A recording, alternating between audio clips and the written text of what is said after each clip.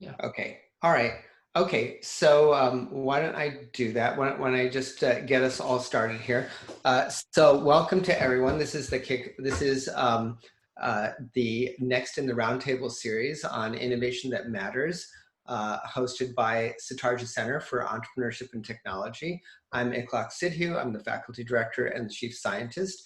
A little bit of setup, basically. You know, a great deal has been happening in the world in terms of changes. We've had changes in health conditions. The overall economy is going through a considerable amount of change.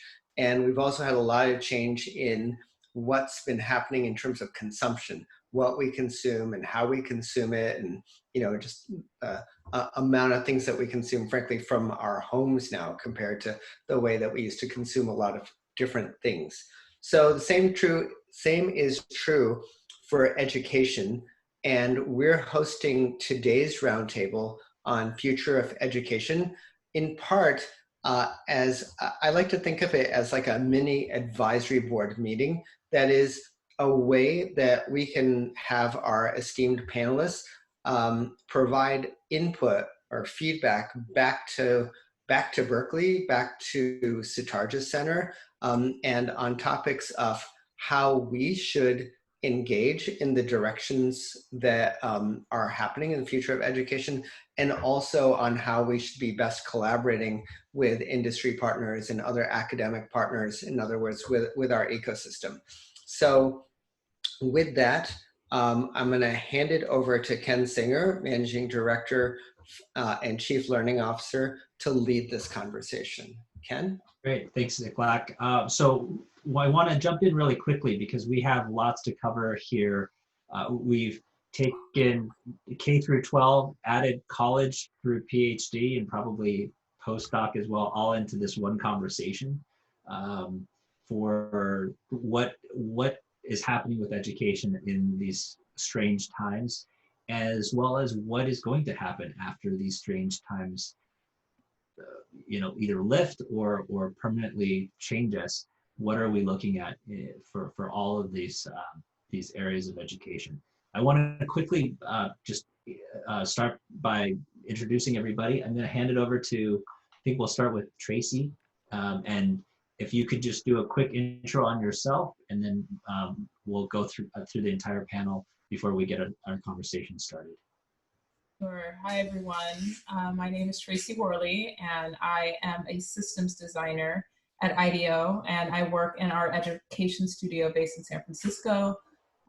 Prior to working at IDEO, I taught high school in New York City for many years and have done other odd jobs in and around education, and I'm really excited to chat with you today about some of the things that we've been learning at IDEO about the impact of school closures worldwide. Perfect. How about you, Showman? Hi, I'm Showman Ghosh. I'm a venture capitalist in Silicon Valley. I've been involved with the Satarja Center for about 15 years, and I'm also a lecturer at Berkeley every now and then.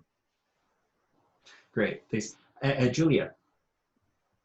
Yeah, thank you. I'm Julia Freeland-Fisher. I am the Director of Education Research at the Clayton Christensen Institute, where we study disruptive innovation in the public sector. So have been looking long before this giant experiment in distance learning at the rise of online and blended models in K-12 and higher ed.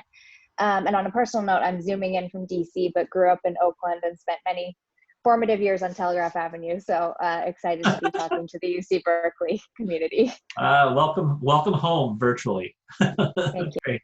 Great. How about you, Alex? Hi there. My name is Alex Bruton, and I'm coming to you today from Canada, where I have three hats. I'm an educator and entrepreneur. I love teaching. It's one of my passions, and I'm launching my third educational venture next month. The second hat is as a scholar and consultant who studies education through innovation frameworks, the innovation lenses. And the third is as the dad of two girls who we think are going to be going back to school in 5 weeks' time. So I'm excited to speak to you today and look forward to it. Fantastic. Thanks, Alex. And Kim? Hi, I'm Kim Smith. I am a serial social entrepreneur focused in education. I'm an entrepreneur in residence right now, which means I'm taking the opportunity to look at, this happened pre-COVID, what we need for the next wave of change. And so obviously COVID has sort of changed that landscape. I'm also wearing the hat of a parent of 2 middle school girls. So I think we have a lot of folks here who can look at the innovation context and the parent context. My work has also focused on supporting entrepreneurs as leaders and through New Schools on Investment. So I have a number of different vantage points. Great to be here. Happy to see everybody. And I'm glad you're taking on this really important subject. Perfect, thank you. And Mike. Oh, you're on mute. Sorry about that. You would think by now I would know how to unmute myself. I'm Mike McGee. I'm the CEO of Chiefs for Change. We are an organization that supports a large community of effective leaders around the country, leaders of state education departments and urban school districts. Collectively, they serve about 7.5 million students. We also have a leadership development program called Future Chiefs, where we support top deputies on their path to becoming chiefs. And at the moment, we're supporting all of their COVID-19 response and school reopening plans. So that those are plans that reach about 1 out of every 3 kids in the country. I'm also a dad of a soon-to-be college sophomore, soon-to-be 10th grader, and soon-to-be 8th grader. So that is top of mind for me as well. Fantastic, thanks, Mike. And just as a reminder to all of you who are associated with Berkeley, a school starts in 4 weeks, technically. We don't know what that exactly will look like, but they just made the announcement that everything is by default virtual, unless there's some lab work around it. That was just announced, I think, yesterday. That was a response to the Trump administration lifting, I think, that edict that you had to be in person in order to have your visas. So things are changing literally on a daily basis here. And so when I was talking with Jen Nice, who runs this program, about the types of people we would want in a roundtable. Of course, we want people who we'd love to sit next to during a lunch and just pick their brain and to hear about what life is like in their world.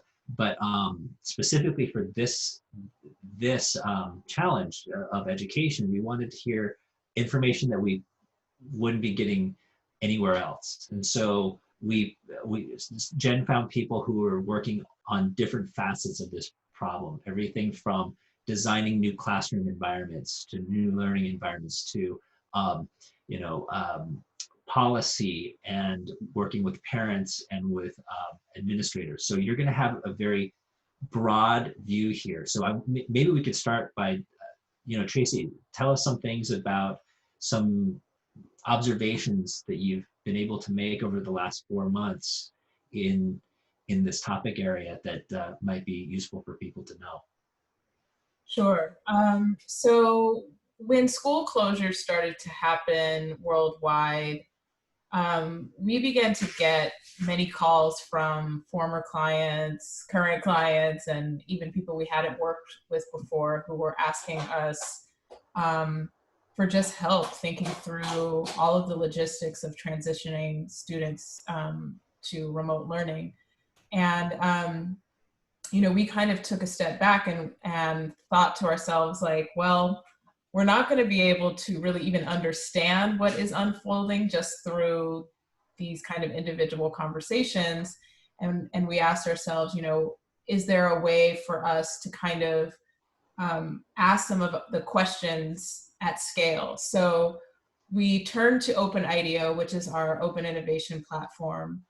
And in contrast to like the traditional innovation model, which is, like a select group of people working behind closed doors, open innovation is more about inviting, unlikely suspects into the creative process and really tapping their experience to generate insights. So we put a call out just globally asking for parents, students, educators, and anyone else who was really doing something to address remote learning. What were you learning? What are you doing?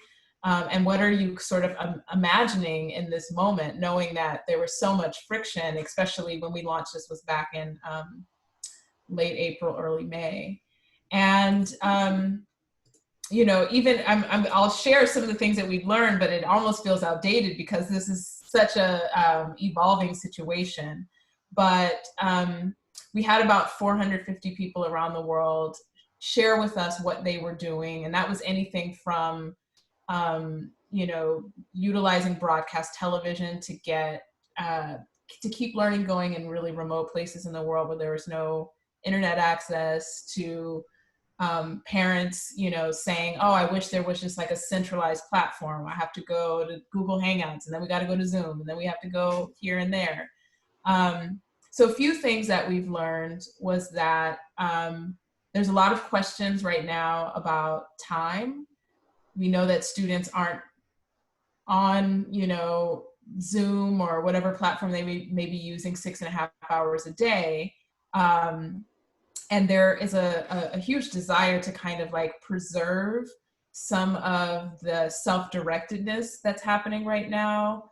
Although I think for some students, it has been tough, and they do benefit more from having that one-on-one interaction with a teacher in the classroom. So Tracy, let's break that down a little bit. When you say self-directed, that's assuming that this new environment by default puts the onus of leading your learning on the learner itself rather than the teacher. Is that what you're suggesting? I mean, I think to some extent, you know, during the crisis, again, like, you know, students aren't just going on video conferencing all day long. They may have 1 or 2 touch points with their teachers, and then it's up to them and perhaps their parents to decide, what are you going to work on today? What order are you going to do it in? Can you go get a snack at 11:30? You know, these are all kind of like new ways of utilizing time that are just not possible within the strict confines of a school day. So we heard a lot about, especially from students, wanting to preserve that flexibility once schools do reopen. So some students are benefiting from kind of the open-ended, self-driven learning. Right. Let me bounce to someone else and ask, you know, Kim, you were saying that you could take the parent perspective. How do you think parents are responding to this, where their kids are now being given some more power on how to manage their learning journey and their day and what they're learning at what time? Is that working out for them, or how are they seeing? Well, I think, so I think there's a couple ways we have to divide this up. In addition to post-secondary and K-12, within K-12, how parents are responding is really different between early learners, really kind of early learners, early elementary, middle, and secondary. So they're answering that differently, of course, for those different levels. The more self-management skills kids have, which tends to go toward middle and upper grades, the more they're able to manage that by and large. But I guess I would start by going back one step and say, I think what I've seen is parents realizing there are a set of things they want from their schools. Prior to COVID, I think people kind of thought of it as like, holistically, I'm getting schools. And now I'm hearing parents break it down into 4 different parts.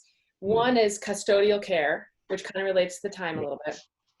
2 is academic content, and is that good or not? And that can relate to the use of time, as you said, Tracy. Like, my kid is getting their academic content in 2 hours now. How come it used to take 6, right? So custodial care is not happening by and large. Academic content is 2.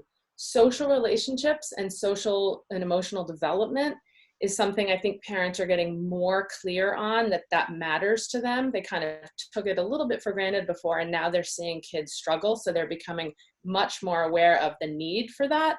They're not necessarily certain about what the solution should be, but they see that 3rd need. And then I'd say the 4th thing they want is enrichment, sports, after school, et cetera. And that's kind of fallen way down the list of priorities for most parents. But what I've seen is a reorganization in the way they think of, if I have to give up custodial care for a certain period of time, then how am I balancing social and emotional development and academic quality? So that's the discussion they're having. What's the use of time, as you said, Tracy? Maybe they can get academic in 2 hours. Maybe they can self-manage. Maybe they can't.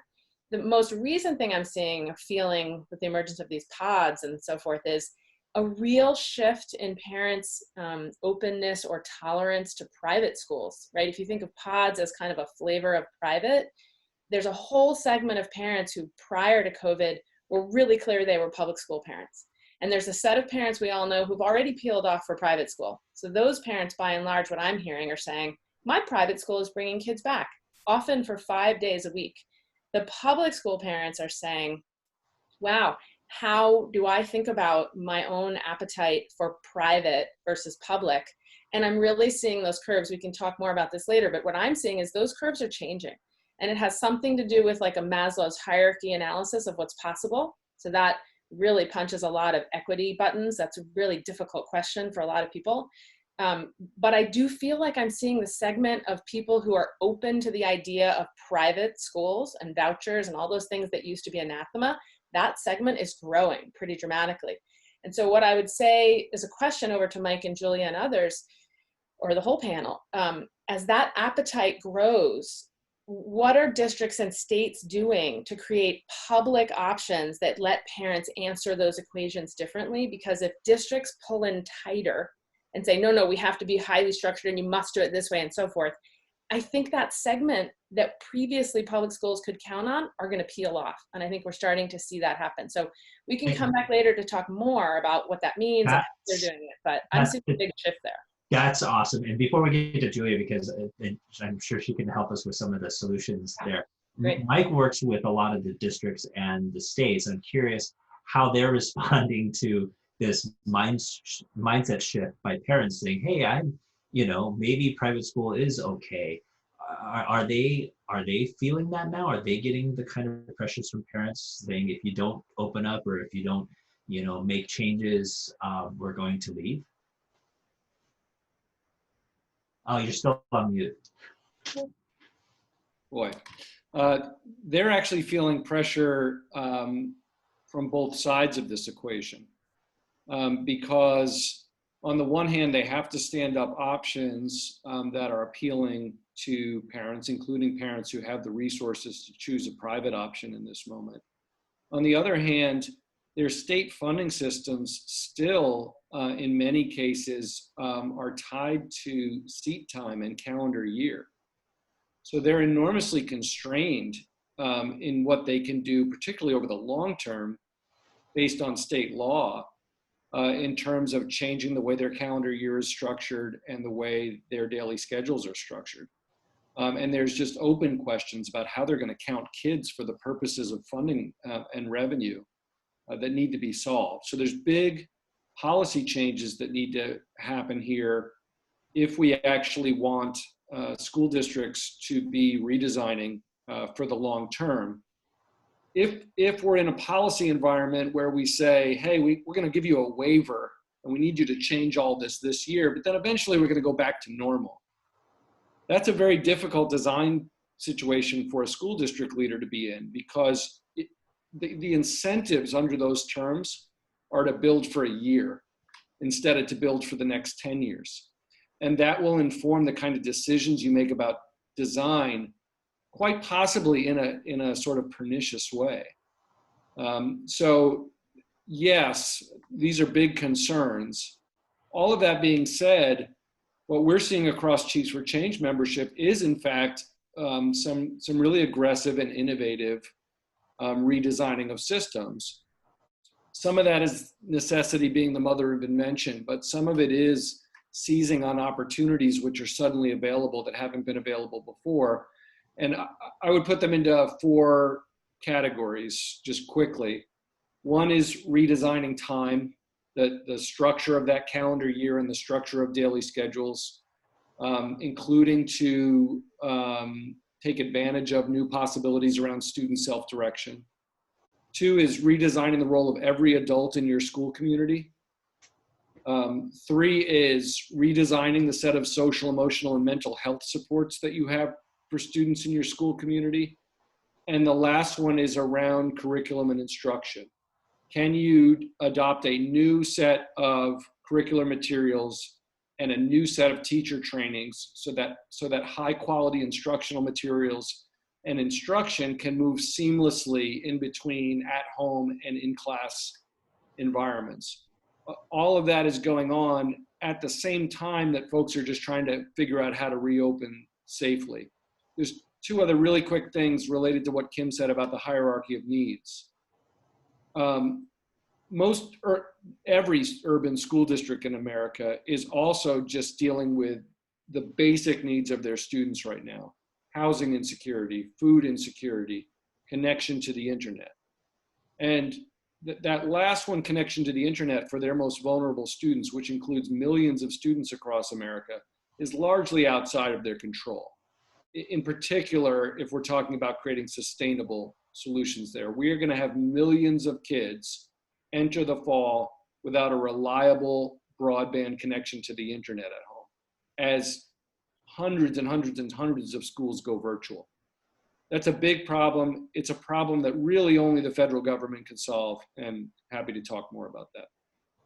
It's interesting. I'm going to bounce it over to Julia here, but it's interesting, this technological divide we talked about in the last roundtable, that it's this crisis is driving a new wedge between winners and losers, and it's largely driven by who has access to technology and who doesn't. And that's just going to accelerate those who win on that side to even get more because they have access to things, whereas the people on the lack of technology side are just they don't have access, and they're more likely to be impacted in terms of their health because their jobs may be they can't be virtualized, so they're actually even physically at risk. So it just, this divide is so strong, and in education it seems like it's kind of reappearing here as well. Julia, maybe because this is some stuff that you guys work with, right? Is trying to bring technology and innovation into the classroom. Maybe you can speak to some of these issues that have been brought up so far. Yeah, definitely. So, and I'll also bridge into higher ed, and we'll then punt to Alex to solve that entire catastrophe. But I think, you know, when we talk about internet connectivity, just to riff for a sec, like, that's not about innovation. That's political will. Everyone on this webinar should email the FCC, right? Like, this is a basic infrastructure need that until we meet it, like, I can do my think tank asshole thing around innovative instructional models, but we don't have that in place for millions of kids. So I think I just want to, like, that's a baseline need before we can build a lot of the other exciting models that I think are out there and could actually solve not only this immediate moment and crisis, but actually change school in the long run. Kim and I had not talked before this, but I had notes really mirroring a lot of the categories she was talking about around innovations in instruction that we're seeing, innovations in care and connection, and finally, as we bridge into higher ed, innovations in connecting learning to careers, particularly amidst a recession where a work experience chasm is going to threaten sort of recent graduates in terms of accessing high quality jobs. So I'll just say quickly what we're seeing on the K-12 side in terms of the rapid adoption of technology tools. Again, like double clicking on the fact that we need to solve for internet connectivity if any of these are going to be as transformational as they could be. I think the EdTech market was, like everyone else, not totally ready for this moment. EdTech tools were designed for very different circumstances, by and large, than what they're being used for today. They were designed primarily to be sort of alongside teachers in blended environments where that custodial role was being met. And additionally, where the data coming out of those tools could ideally be integrated into face-to-face instruction and supports. Now, that's not impossible. That's certainly happening with some of the sort of more effective ed tech tools out there, but it's not easy now as an instructor operating on Zoom to do that sort of differentiated data-driven instruction at scale. So I just want to point out that I think we're sort of putting ed tech to the test right now, as we should be, but some of the tools were not designed to be simple, foolproof, and intuitive in the way that we may have hoped. And I think that's a good check on re-examining what we're demanding of the ed tech market moving forward.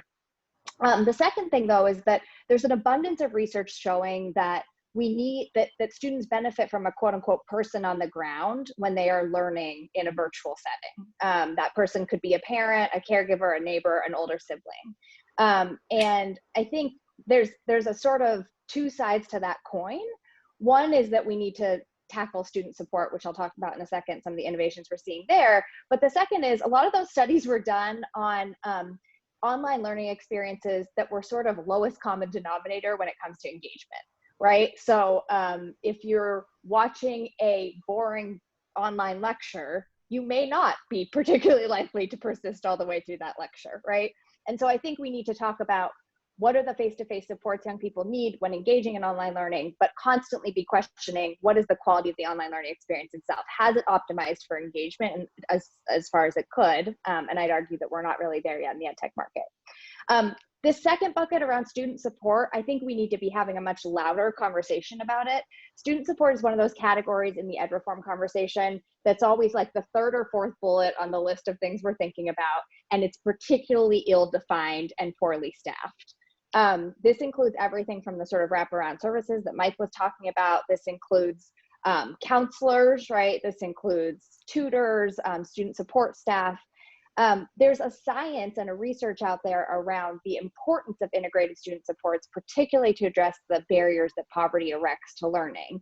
And we're in a moment right now where a combination of innovation and political will could actually usher in more dollars for student supports, but we're not there yet under the current legislation. So I think that's another bucket where we both need innovation for any of the budding entrepreneurs on this webinar to think about how to deliver student support more reliably, efficiently, and effectively, but we also need more public dollars there. Just quickly on higher ed, and then Alex will sort of tackle this writ large. The K-12 market is despite some of the patterns that Kim obviously is observing around private school options, it's a single payer market, right? Higher ed is a very different market dynamic. So despite the fact that, yes, college students are now having to learn online, potentially in equally dry lectures or maybe very engaging ones, the market dynamics that this crisis is introducing are quite different. And really, this is accelerating disruption that has been afoot in higher ed for decades, given the broken business model of traditional higher education. And so what we're watching there, as much as I want to talk about pedagogy in higher ed, and there's a real conversation to be had there, we also have to have a sort of first principles conversation about the business model in traditional universities and colleges that may not survive this crisis. So Alex, sorry to hand it to you on a dark note there, but no, that's good. It's good. I mean, they only get 4 months of sun anyway, so it's fine. He's used to the dark. So Alex, maybe you could tell us a little bit from both, the higher ed perspective, but also from the Canadian context, because it may be that Canadians view education slightly differently than, those in the US. Like our medical systems are very different, right? So our educational systems that different. We definitely put a huge emphasis on the social aspect of what you learn in school, like the learning how to work with other people. There's a lot of learning how to share and play nice. That's all socialized in school in the US. Is it the same way in Canada? Because I know this is not the same in other countries, what they rely on school to do. Yeah, I think to that question, yes. I think we share that in common quite a bit. I'll speak more on the higher ed side of things because that's where I think I can best do. But I think we share that, and where we're different is in how the system works and how the system's built and how it responds under similar major pressure right now. A few words on the K-12 side, in our province right now, for example, they've said we go back next month or early September. That's fairly politicized, as it may be other places as well. And the divide, I think, is emphasized, as was mentioned earlier, between those who are better off financially and health-wise and those who aren't. We start to see that right away in the response to that kind of news.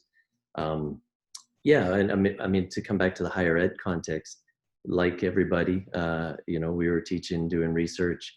I was busy with that and launching a new venture when, mid-March, we all had to jump out. And on April 2nd, the campus was even closed down permanently and is only just reopened. So we share that in common, I think.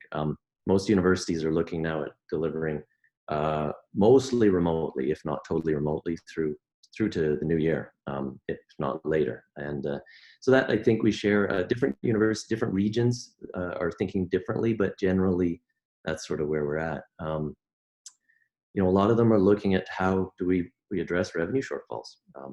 What do we do? Through they're laying off people, tuition increases, looking for support. There's been some help to universities to weather the pandemic. A couple of regions, couple of provinces we're looking at heavy cutbacks, K-12 and university before this started, and some of that pressure's been released. So that's good, but a lot of people are going into this with no increased budget and bigger challenges this time. You know, just to paint the picture a little bit before a few ideas I want to leave you with, or things that are happening here. The picture is probably similar in that there's procedures and protocols for sick employees and for re-entry to campus and teaching guidance and research guidance and mask policies and all that. Campuses are changing in terms of kitchens and elevators and access and all of that. No travel until further notice. Students are having trouble with jobs. It was 500,000 had accessed federal assistance last month.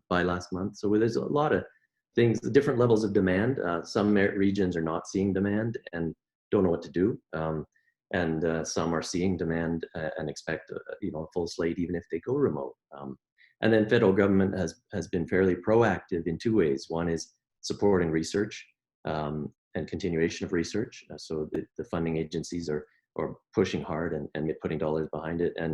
And they've introduced measures to help start new programs, start people into new programs internationally. So they're trying to bring people from outside the country in, partly because it boosts revenues. So a couple of examples of things you may not know on your side of the border.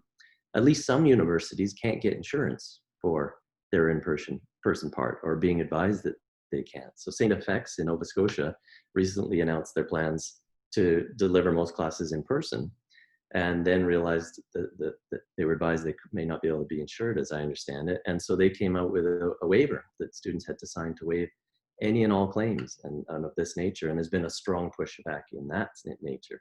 But they're one of the campuses, as I understand it, that really needs to have people on campus within their region. So that's one example I thought I'd give you. It's pretty fundamental when you can't ensure your basic practices.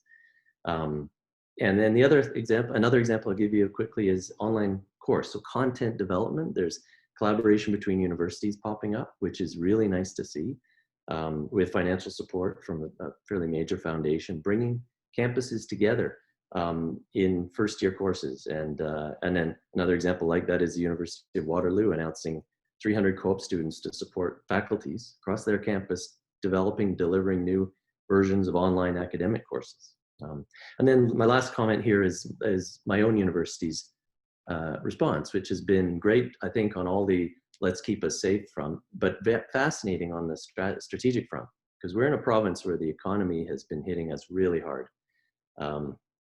And they've come back in response to all of this pandemic with a plan for growth through focus. And they said, we need to insulate our university from local economic fluctuations by increasing revenue from outside the province and the country, and supporting the growth of our local economy.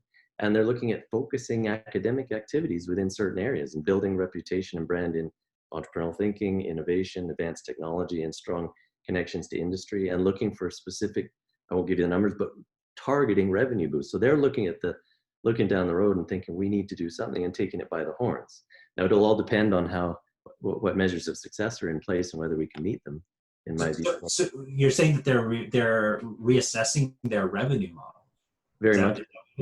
They're looking at, adding $10,000 per student funding by 2030. They're looking at increases of 4,000 students on campus annually by that same time period. They're looking at increasing international students, new revenue streams coming from, alternate credentialing, and this kind of very aggressively. So it's interesting that you bring that up, because I think 15 years ago, so we're at Berkeley, and Berkeley got laughed at, I think, a lot actually. 15 years ago, the state of California went broke, and so they had been pulling funding from Berkeley for some time. But at the lowest point, I think about only 7% of our operating costs were covered by the state of California. Everything else had to be covered by tuition, fees, donations, and all of that kind of stuff. And we always joke that California is the future. Whatever happens in California 15, 20 years later, everywhere else will experience this. And I was like, there's no way that people are going to defund their higher ed to only 7%.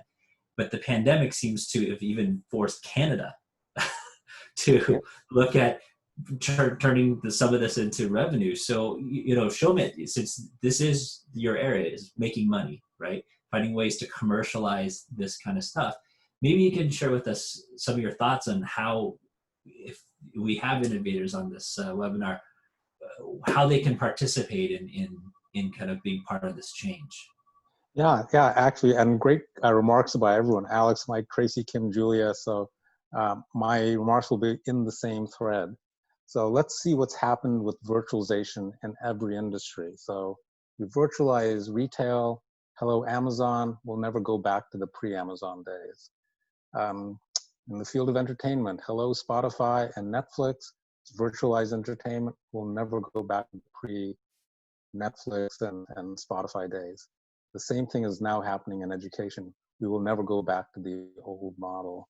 The old model got developed over the past 1,000 years when the landed gentry could afford to send their kids away, or their male kids, I guess, at the outset, to a campus and to learn and then to come back. And that's still the model today, 1,000 years later. But virtualization is going to take hold here and change this too. We will never go back.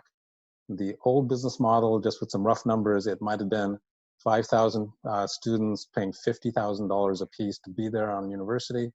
Going forward, it's going to be 50,000 students paying $5,000 a piece to participate in that education. And what this allows us to do, finally, because of this virtualization, is actually bring access to people, to bring equity. Heretofore, we've been limited by to access based on economics or geography. No more will that be the case. So this is a huge opportunity to actually bring education to everyone who wants it, everyone who needs it. So the business model is changing, must change. There's no going back. The train has left the station. So we have to think about how do we do this with the 50,000 students paying much less going forward. And that is the business model that I'll get defined. And to make it successful, as you know, Julia and Kim and Mike all talked about, is the social relationship aspect of it, which heretofore has also gone unaddressed by EdTech. So EdTech has been very focused on content, which is wonderful, but we're social creatures. You know, we all hanker for that Maslow's hierarchy of getting our emotional needs met. We need to broaden the aperture of what an online education means. It's not just consuming the content. We also have to have connection delivered to us, because absent the connection, things just aren't meaningful to us. So the definition of EdTech needs to broaden so we can also provide that social connection enabled by technology. And commercial companies have done this quite well. Look no further than your favorite social network, right? Commercial companies have done this really well. Let's bring that same sort of data-driven behavioral economics, behavioral science to education, so that we also get that socializing impact, that connection impact out of our educational experiences. I think there's a great opportunity there for education, higher education in particular. You're muted, Ken. Oh. I think I want to open this up because I see some people itching to kind of jump in. And I think that was Mike. Maybe if you wanted to jump in. Yeah, a couple thoughts on this, both on the higher ed and the K-12 side.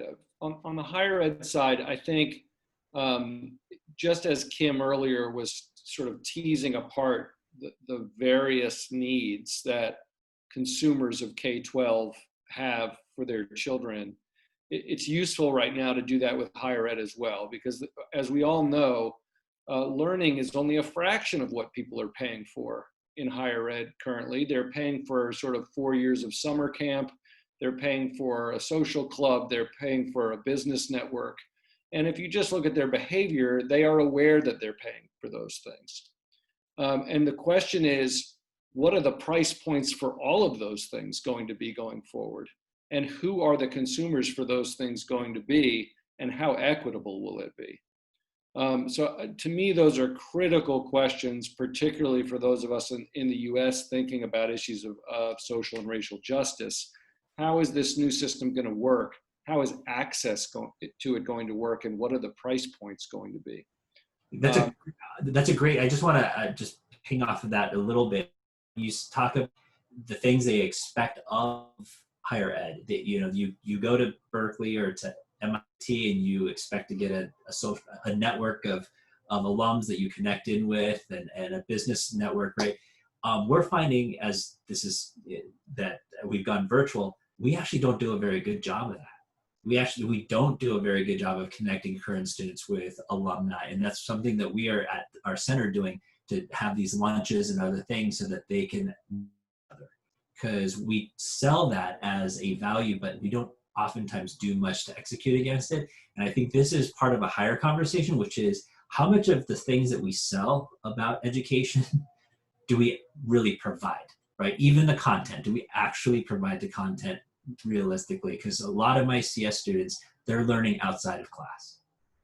I would frame it maybe as what do you provide intentionally versus what did people take for granted? And I think that's true, same across K-12 all the way through higher ed, is that's the shift the demand side is making, which is a much clearer awareness of what they want, and where institutions, K-12 or higher ed, were doing it sort of accidentally or on the side, they now have to get really smart about making it intentional. The one piece we haven't touched on that I just want to add when we're talking about technology, we're kind of focusing largely on the academic content through online. I am not a technologist by nature. Most of my work is super high-touch human work. But I will say, even for me, as a high-touch human person who does work that way, we are going to have to move into virtual reality at a pace that is far faster than we thought. And I'm seeing resistance to that going down a lot. And that speaks to the job access and job simulations.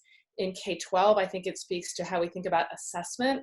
This moment, people want to know how folks are doing, and the connection of virtual reality and simulations to online instruction. I just don't want to leave off that second half of the equation, not just online instruction, but what are other tech tools that we should be thinking about more creatively to deliver that whole package, particularly around empathy. And you can, virtual reality's potential to cultivate empathy and proximity is an example of where, if we think differently about social and emotional learning, we could leverage technology, speaking to the entrepreneurs in the audience, at a much more significant level than we are right now, I think. One thing that I'm hearing more and more from the K-12 systems leaders that we work with is that whatever virtual schooling model they're creating right now, they are building it permanently.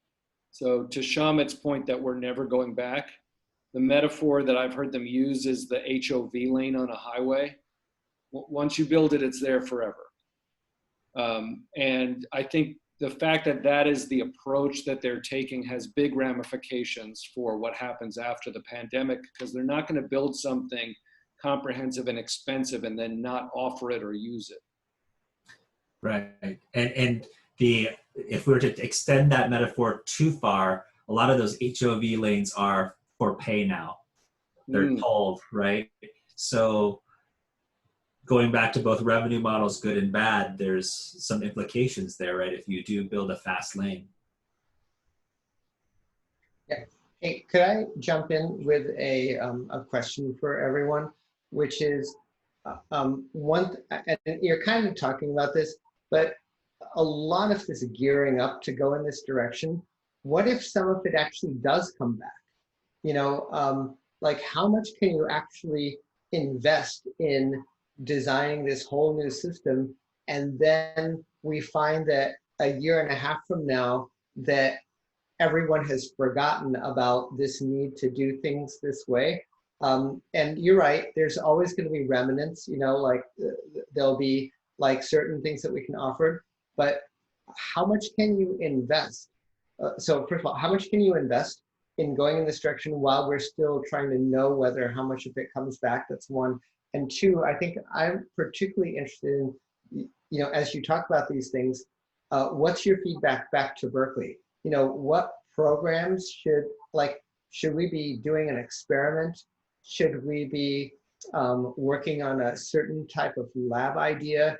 Should we, you know, is there something that you think, oh, you know, if you guys would do this, it would either illuminate something or it would be the way that Berkeley should be engaging right now? Can I respond to that one, Ken? Go ahead. I really like that question. I think it's an important one. I want to say in response that I don't think, well, let me say it this way. I think there's a disruption taking place, but I don't think COVID is the disruption. It's an accelerator. So yes, it may change in 18 months. We may find You know, it's not the situation we think it is today, and we've built resources. But I think where I want to go with that is that there's going to be a new mix. I don't think, we've already said today, I don't think we can just think of things in terms of academia and ed tech and maybe professional training, which is kind of where our mental models are today. You know, there's an argument to be made that content professors are a commodity. There's an argument to be made that our current models are just a few of many. And I think ed tech on its own isn't enough. It's not just about being better at the technologies. It's also going to be about how we put the pieces together to create value, the different models that we're not even familiar with now. I mean, within that academic silo, for example, we're not even familiar with how things do, and that can hold us back. And if I could give an example of this, pulled from some of the work that we do, is I want you to imagine for a second that you were in the business and a competitor in ceiling fans, like fans on your ceiling that's been around in 1885. They were water powered or people powered with fan belts on one side of the room.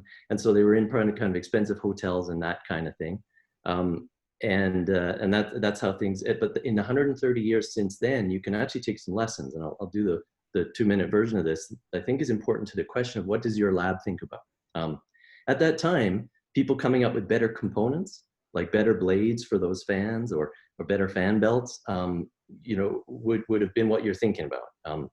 Those are incremental changes, right? Innovations you can make by being good at those incremental changes. In education, that's better chalkboard. It's now a whiteboard. It's a whiteboard that captures your things. It's PowerPoint and projectors instead of plastic overheads.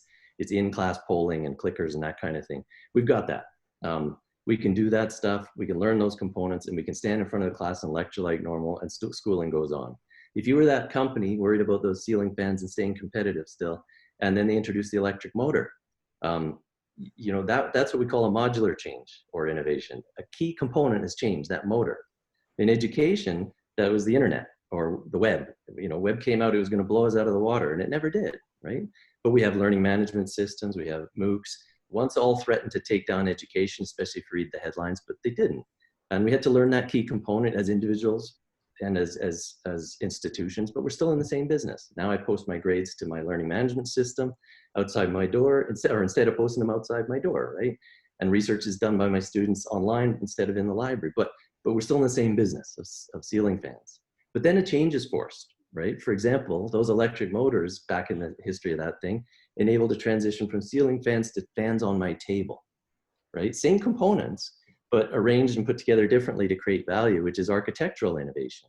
And in that case, we've just been forced into that. Zooming during the pandemic.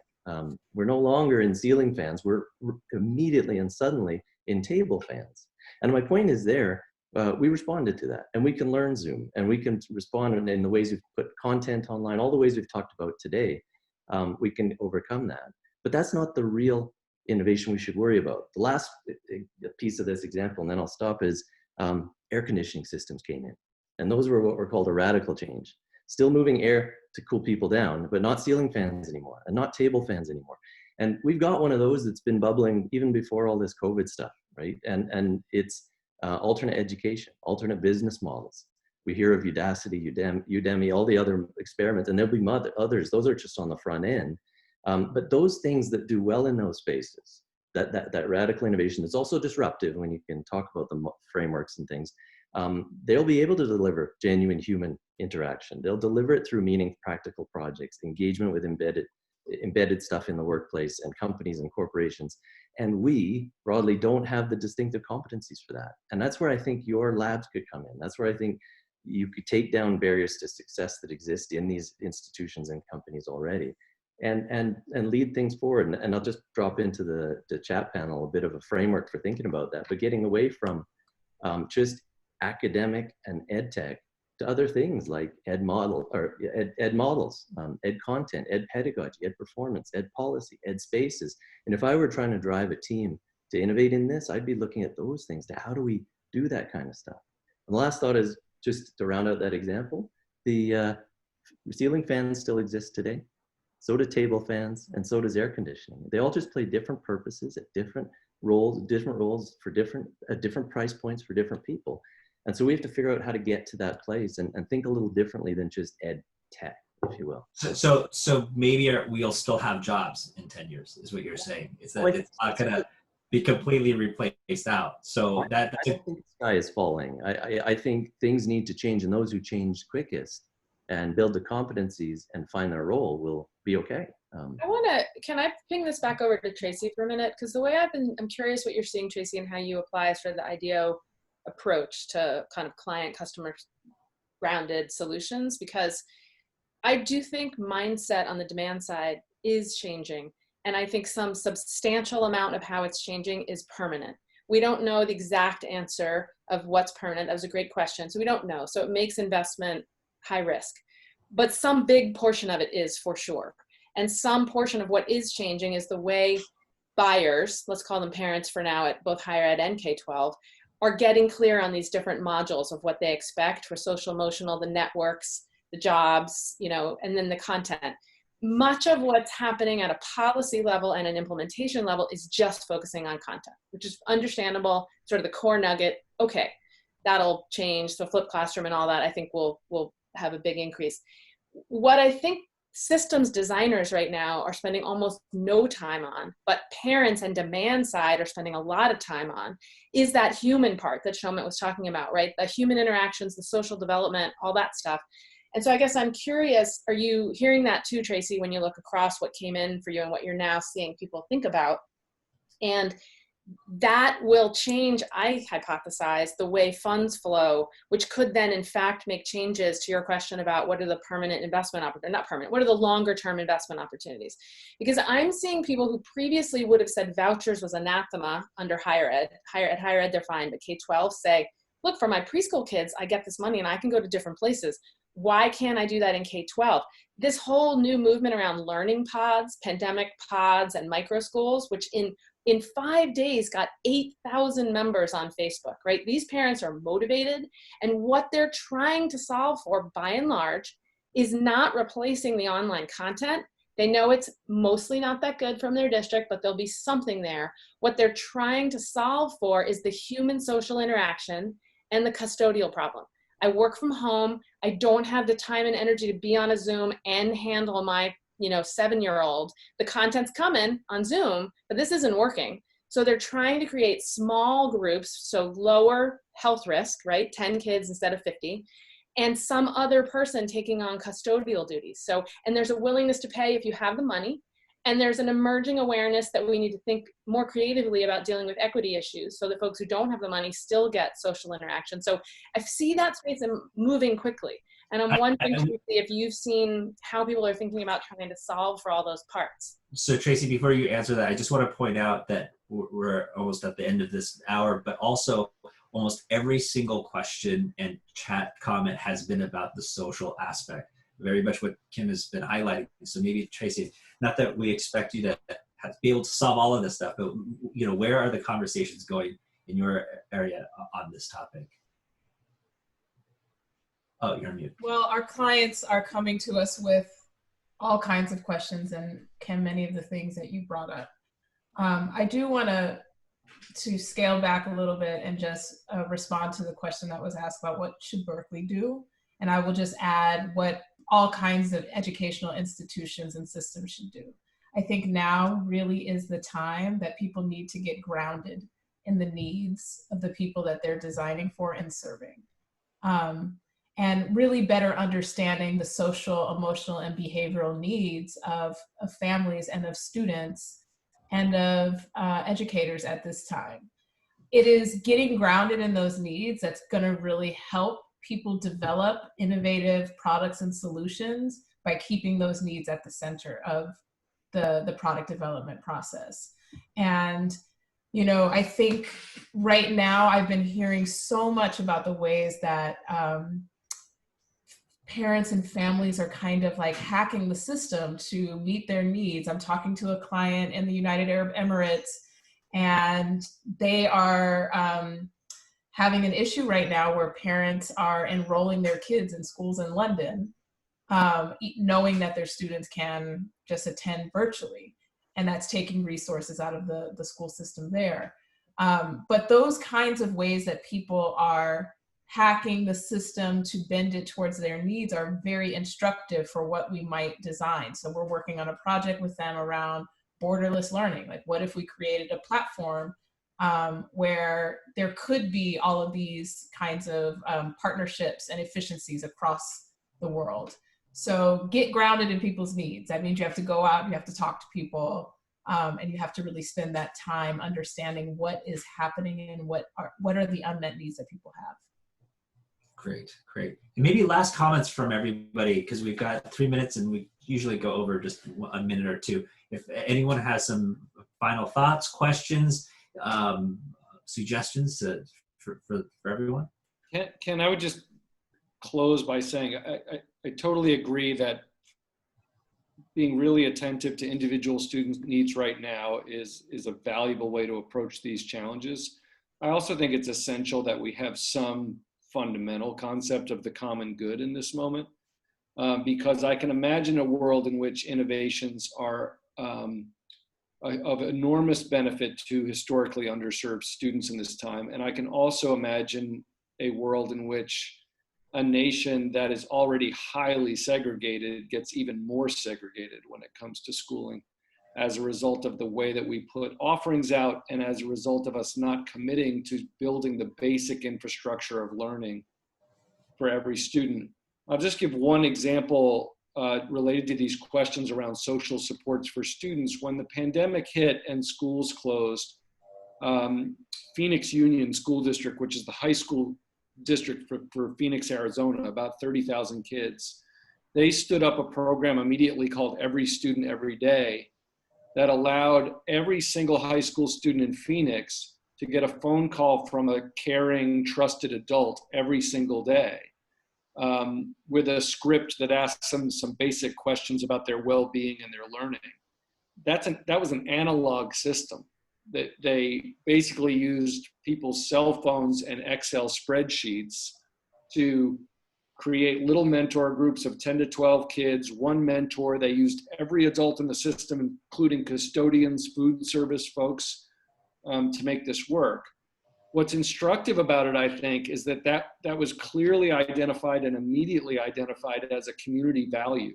You needed a line of sight on every kid to make sure they were okay, and you needed some adult in the community to tell them that they cared about them. That cannot be analog anymore. We do, in fact, need technology and different structures of adult supports in order to have a system that provides the right set of relationships for kids. So thank you, Mike. That's a great story. The amount of investment that community's made in its children, that's really inspiring. Kim, do you have any last thoughts for us? The only thing I would say is that's a great example of the principle I want us to embrace, which is kind of sewing together Tracy's point about sort of user-centered needs at the center, and then Mike's reminder around the common good. In order to get those two to meet right now, I think we have to be really creative in systems design, and we have to really let go of a bunch of old assumptions, and that's hard for people to do inside an existing anything. And so what I would say to Berkeley is, what I would want you to do, if I could wave my magic wand, is create a really cross-disciplinary group lab to really rethink how do you optimize for student-centered design and social good, and what does that system look like? Because even the best innovators right now in education, in my opinion, they're still stuck within the box of what we used to know. And so I think you have to intentionally be radically cross-disciplinary with like social psychologists and behavioral economists and all kinds of different perspectives into what is the leapfrog design, because the people currently in the system can't see it and honestly just do not have the capacity to envision that because they're having to deliver it at the same time. So that would be where I'd put my money and include VR designers and other tech folks as well. Fantastic. Thanks, Kim. And how about you, Showman? Yeah, how do I follow on to Mike, Tracy, and Kim's great remarks here? So I think they really summed it up. I think we seize the moment. The moment that we're seizing is to reimagine education for the next century. Seize this moment and use it to deliver equity and impact. Now, this is something that we haven't been able to do before because education, higher education in particular, has been physically and economically limiting. we no longer have that constraint. So let's re-envision this so we can provide impact and access and equity. Fantastic. And then Alex, and then we'll end with Julia. Thank you. I'll jump on what Tracy said. I think we need to look at, I'm maybe not doing it the same way Tracy did. We need to get out of our silos. I think I'm repeating some of what others have said. A lot of people right now around me are thinking about their job. They're thinking about the continuity of what they've always done in their workflows and how do we make our university. I think to you, I'd say the opportunity, like others have said, is get outside of that. Look beyond, I said, academia and ed tech. Look beyond that with multidisciplinary, transdisciplinary teams that are focused on understanding, back to Tracy's point, what are the needs of the people that we could serve, and do innovation design like we tend to do. Great. Julia? Yeah, just three quick, totally disconnected thoughts. The first is, disruptive innovation theory tells us that business models are quite resilient to change. And so I may be the least optimistic on this call that sort of the entire world is going to change permanently, because depending on how soon we sort of get back to quote unquote normal, the traditional will cannibalize the innovative. And so I think Berkeley should be aware of that, should create autonomous teams that are resourced and able to actually experiment separate from the core business model, for that lab to truly be a lab that could transform and not just tinker. The second thing I'll say is that I think we're hearing, there's a going assumption, particularly with the rise of pods in the past week, Kim, that learning and connection and support are luxury goods. And I think we need to both switch that narrative, but also really interrogate what are affordable ways to deliver those three value propositions. And lastly, like totally self-interested plug, but I was excited by Showman's comments about connection. We've been building an entire database of all ed tech that connects, premised on relationships, premised on not just virtual connections, but two-sided platforms that allow schools and communities to organize their social resources in different ways. And I would point Berkeley to those as like a new market to pay attention to, not just because of COVID-19, but certainly accelerated by it. That's fantastic. So I really appreciate you sharing that, Julia. And we'll get information to people who might be interested in connecting with all of you. And I just want to close with my thoughts on this. So here at the center, we teach about 2,200 students on the topic of innovation, entrepreneurship, technology, leadership, the full stack there. And we pride ourselves in trying to teach students to become innovators, which means they are by definition leaders of their own education. Because if they're innovating, they're in a space that no one else has been before, so they have to teach themselves something. So at its core, we're teaching not content, we're teaching kids to become really skilled learners. And I think during this time that we're in this pandemic, we're finding out that every single person, every student, every teacher, every parent is having this conversation about their learning model. Am I learning? Was I learning before? Am I learning now? How am I learning? What's my best way of being able to concentrate? They may never have had this conversation with themselves. I'm having this with my university students now about just, is it effective the way that they are currently learning? And I'm encouraged by that. If everyone is starting to have this conversation about how am I the best learner here, I'm hoping there's going to be a whole generation of entrepreneurs who will emerge out of this, who will be creating their own technologies and new solutions that will be part of the next wave. Maybe not right after COVID, but the generation, once they get to a point where they can really make a big impact, they will take this experience they've had through this pandemic into solving it with better solutions. But I'm an optimist, so we'll see how things turn out. But I really want to thank everyone who joined this panel. This was really, I mean, the notes I've taken here, so it's like I was in a education clinic here. And I really appreciate everyone sharing your insights and your observations and having a great conversation today. Thanks, Ken. Thank you so much. Thank you. Right. Thank you. Yeah, that was really good. Awesome. Thanks, everyone.